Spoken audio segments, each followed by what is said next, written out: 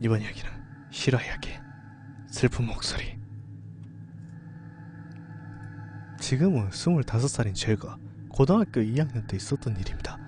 당시 저는 집안 사정으로 시골에 살고 계시는 할머니 댁에서 시내의 고등학교까지 통학을 하고 있었습니다. 할머니 댁은 한옥이었는데 일자형으로 된 집이었습니다. 가방이라는 집 맨 끝쪽에 방이 제 방이었는데 제일 넓고 깨끗한 데다 여름에도 서늘한 기온이 느껴지는 방이었습니다. 그때는 한여름이라 후덥지근한 열대야가 계속되고 있었습니다. 당시 할머니는 서울에 사시는 작은 아버지 댁에 가셨고 큰 방에서는 아버지가 주무시고 계셨습니다. 저는 제 방에서 열대야에 시달리며 새벽까지 잠을 이루지 못하고 있었습니다. 새벽 2시쯤 저는 보고 있던 TV를 끄고 선풍기 바람을 쐬며 잠을 청하고 있었습니다. 그때 제가 쓰던 선풍기는 약간 고장이 난 상태였습니다. 회전 버튼을 누르면 회전 도중 머리가 잘 움직이지 않아 딱딱거리는 소리가 났었습니다. 시골이다 보니 밤에는 조용해서 다른 소리도 없고 후덥지근한 날씨 때문에 뒤척이고 있다 보니 그 소리가 무척 거슬려 잠을 이룰 수가 없었습니다. 갑자기 한 3분 정도 지났을까요?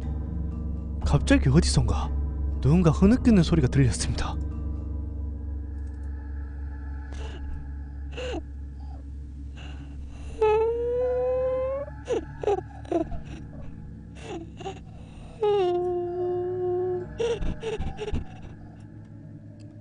무엇이 그리 서러운지 흑흑하고 울고 있었습니다.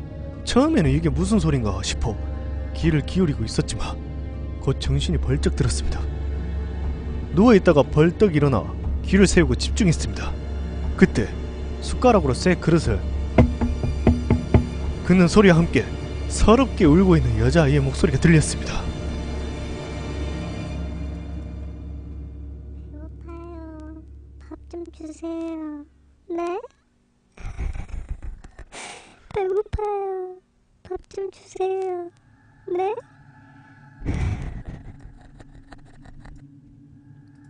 그 소리를 듣는 순간 온몸에 털이 쫙 하고 곤두섰습니다. 당시 저는 잠에 취해 있거나 반쯤 잠든 것도 아니었고 멀쩡한 정신으로 일어나 있었습니다. 집에서는 개를 15마리 정도 기르고 있었는데 제 방에서 3m 근처에서 개집이 있었습니다.